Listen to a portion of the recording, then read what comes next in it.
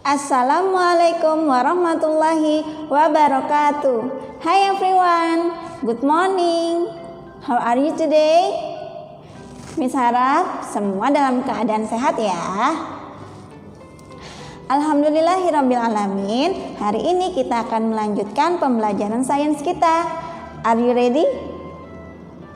Ya, sebelum kita mulai, seperti biasa, kita berdoa supaya dimudahkan untuk memahami materi yang akan kita pelajari hari ini.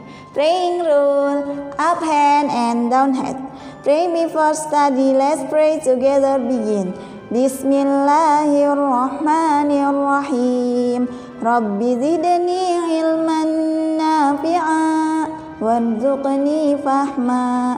Ya Allah, please give me your blessing of knowledge and understanding. Amin.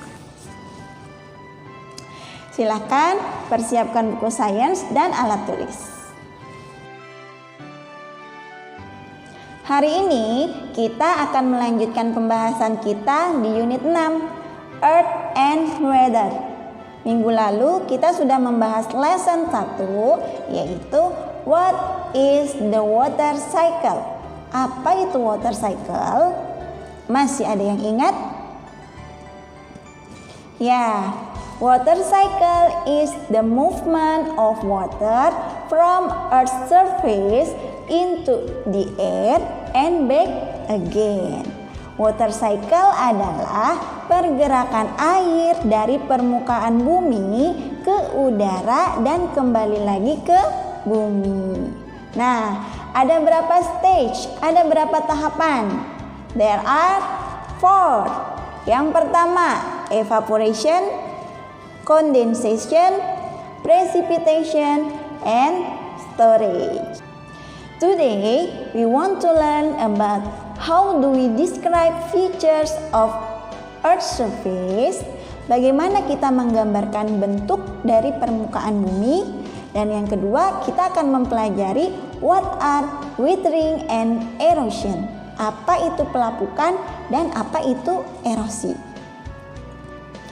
Sebelum kita mulai, perhatikan gambar-gambar berikut ya.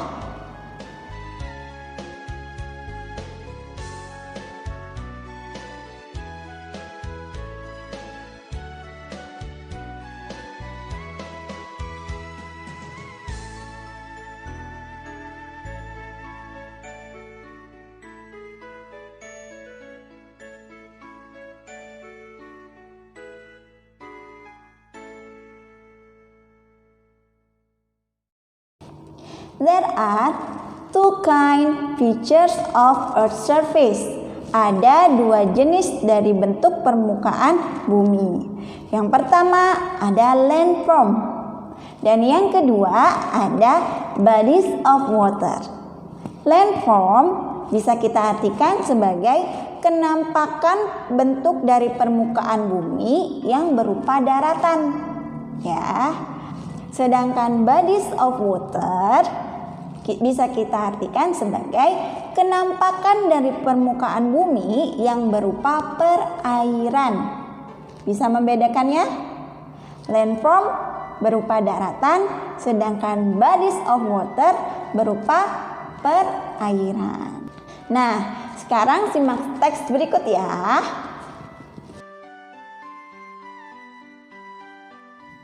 Lesson 2. How do we describe features of Earth's surface? Bagaimana kita menggambarkan bentuk dari permukaan bumi? Point 1. Read and underline 3 landforms in the text. Oke, garis bawahi 3 jenis landform yang ada pada teks. Simak baik-baik ya. Landform. The outer surface of Earth is a layer of rock called the crust. Lapisan luar dari permukaan bumi adalah lapisan batuan yang disebut dengan kerak bumi. Silakan digaris bawahi. The outer surface of Earth is a layer of rock called the crust. Garis bawahi. Crust artinya kerak bumi. The crust covers all of Earth. Kerak bumi menutupi seluruh permukaan bumi. The crust can have different shapes, such as mountains, hills, and valleys. Garis bawahi ya, mountain, hills, and valleys. Kerak memiliki bentuk yang berbeda-beda, seperti contohnya adalah gunung, bukit, dan lembah. Dari penjelasan tadi, sudah kita dapatkan ya 3 contoh dari landform, yaitu mountains, hills, and valleys. Next, masih di poin 1. Landforms are constantly changing. Some change happen quickly. For example, during landslides, rock and dirt move rapidly down a slope. Other change happen slowly. Mountain can take millions of years to form. Dari teks ini dijelaskan bahwa landform selalu berubah. Perubahan ini bisa terjadi dengan cepat atau lambat. Contohnya, perubahan dengan cepat, landslide, atau tanah longsor. Sedangkan perubahan yang lambat, proses terjadinya gunung. Kita lanjut ke poin 2. Bodies of water. Bodies of water are another type of feature found on Earth's surface. Moving water is one of many forces that can shape landforms. River can act like saws, cutting through rock. Flooding rivers deposit sediment on their banks. Ocean waves break apart rock and move sand. These processes are constantly changing Earth's crust. Dari teks poin kedua ini, kita dapatkan bahwa contoh dari bodies of water ada river and ocean. Sampai sini bisa dipahami?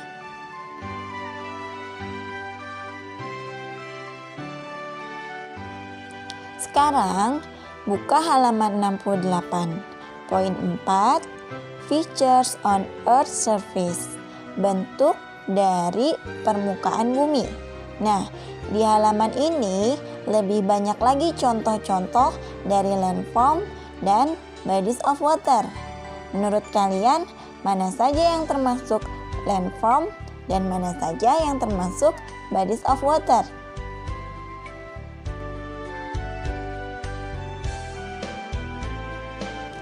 Bagaimana? Bisa dipahami? Di teks pertama, Miss menjelaskan bahwa landform selalu berubah. Landform are constantly changing. Landform selalu berubah. Ada perubahan yang lambat, ada juga perubahan yang cepat. Perubahan permukaan bumi yang cepat bisa kita sebut dengan rapid change of Earth's surface. Nah, perubahan ini biasanya disebabkan oleh bencana alam yang terjadi di bumi.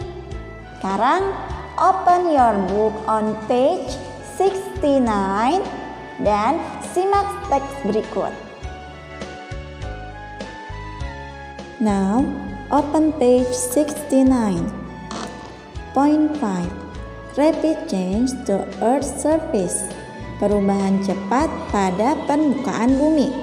Di sini contohnya ada volcanoes, earthquakes, and landslides. Volcanoes artinya gunung meletus, earthquakes artinya gempa bumi, landslide artinya tanah longsor. Kita bahas teks volcanoes ya. Oke. Volcanoes begin in the layer below Earth crust called the mantle. Gunung meletus bermula dari lapisan di bawah kerak bumi yang disebut dengan mantel.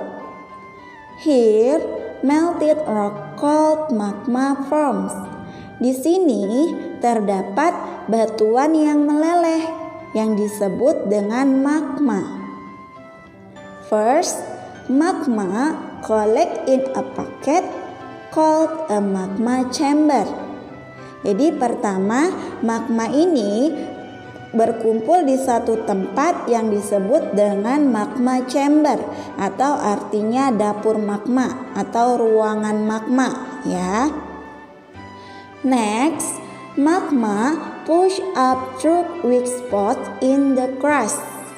Selanjutnya, magma naik atau terdorong ke atas menuju ke kerak bumi.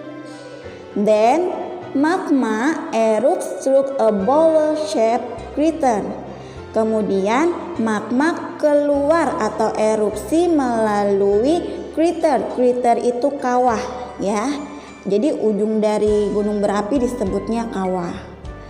Magma that flows onto Earth's surface is called lava. Jadi magma yang sudah mengalir di permukaan bumi disebutnya lahar. Berbeda ya. Kalau magma itu masih ada di dalam perut bumi atau dalam dapur magma disebutnya magma. Tapi kalau dia sudah erupsi atau keluar, sudah mengalir di permukaan bumi disebutnya lava atau lahar ya. Kita lanjut ya. Oke. Earthquakes. Earth's crust is broken into large pieces that move. Kerak bumi adalah patahan dari bagian yang luas dan bergerak. Most of the time, these pieces move very slowly, but sometimes they can shift suddenly. Jadi, bagian ini terkadang bergerak dengan sangat lambat, tapi terkadang juga bagian ini bergerak sangat cepat atau tiba-tiba, ya. The sudden shift can make the ground shake. The shaking is an earthquake. Jadi, pergeseran yang terjadi secara tiba-tiba ini akan menggetarkan tanah, dan getaran ini yang disebut dengan gempa bumi, ya. Most earthquakes happen along fault or large crack in the crust. Kebanyakan gempa bumi terjadi bersamaan dengan retaknya atau patahnya lapisan yang ada pada kerak bumi. An earthquake shaking can make new cracks appear in Earth's surface. Jadi, getaran dari gempa bumi ini akan membuat lapisan baru yang ada di permukaan bumi. It can also cause landslide. Jadi ini bisa juga yang menjadi penyebab terjadinya tanah longsor. Jadi ada 3 ya contoh dari rapid change to earth surface. Yang pertama volcanoes, yang kedua earthquakes, dan yang ketiga adalah landslide. Sekarang buka halaman 70. Kalau tadi kita sudah membahas perubahan cepat pada permukaan bumi, sekarang kita akan bahas perubahan lambat pada permukaan bumi. Disebabkan oleh apa? Ya, weathering and erosion. Pelapukan dan erosi. Apa sih weathering? Apa sih erosi? Weathering is any process that breaks rocks into smaller pieces. Jadi, pelapukan adalah proses pemecahan batu menjadi bagian-bagian yang kecil. Garis bawahi ya, weathering is any process that breaks rocks into smaller pieces. Contoh dari pelapukan ini adalah pasir yang biasa kita temukan, baik itu di pantai atau pasir-pasir yang ada di gunung, ya. Pelapukan bisa disebabkan karena tumbuhan, bisa juga disebabkan karena air. Nah, di halaman 70 ini ada gambar pohon ya. Simak teks paragraf terakhir. Plants sometimes cause weathering. Their roots can grow into cracks in rocks. As the roots get bigger, they can split and break up the rocks. Jadi, tumbuhan terkadang menyebabkan pelapukan. Akarnya yang tumbuh di dalam batu akan memecahkan batu ketika akar tersebut tumbuh membesar. Sekarang buka halaman 71. Kalau tadi weathering by plants, pelapukan yang disebabkan oleh tumbuhan. Sekarang weathering by water. Oke. Water can also cause weathering when it freezes and thaws. Jadi air juga bisa menyebabkan pelapukan ketika dia membeku atau mencair. When water freezes, it expands or grows large. The ice pushes against the side of rocks. Over the years, the rocks may break apart. Jadi, ketika air ini membeku dan semakin besar esnya, lama-kelamaan dapat memecahkan batu, ya. Contoh lain, misalnya batu karang yang ada di pantai. Nah, ini juga bisa terjadi pelapukan karena terpaan ombak yang menghantam batu karang tersebut. Dan batu-batu tersebut akan berubah jadi serpihan-serpihan kecil, ya, seperti pasir yang kita temukan di pantai. Kemudian, apa itu erosi? Garis bawahi ya. The movement of weathered material is called erosion. Jadi, erosi adalah pergerakan dari material hasil pelapukan. Jadi perbedaannya, kalau pelapukan adalah prosesnya, sedangkan erosi adalah persebarannya, ya. Jadi dari hasil pelapukan ini disebarkan lagi oleh siapa? Oleh air dan oleh angin. Contohnya tadi, pasir yang ada di pantai adalah hasil dari pelapukan batu karang yang diterpa oleh ombak laut, dan hasil dari pelapukan tersebut dibawa oleh air sampai ke garis pantai. Kemudian buka halaman 72. Nah, di sini ada erosion by wind. Jadi erosi yang disebabkan oleh angin. Erosion by wind is common in dry region. Jadi erosi yang disebabkan oleh angin umumnya terjadi di tempat yang di wilayah yang kering, seperti desert, seperti gurun pasir. Wind can carry dry sand and soil to the other place. Jadi angin akan membawa pasir yang kering dan tanah yang kering ke tempat lain. Oke kelas, that's all for today. Miss harap apa yang Miss jelaskan hari ini dapat dipahami ya. Dan jangan lupa pelajari kembali kalimat dan kata yang sudah kalian garis bawahi. Jika ada yang kurang dipahami, boleh japri Miss. Oke? Tugasnya jangan lupa dikerjakan ya. Sebelum kita akhiri, say hamdalah bersama-sama. Alhamdulillahirabbil alamin. Kurang lebihnya Miss mohon maaf. Wassalamualaikum warahmatullahi wabarakatuh.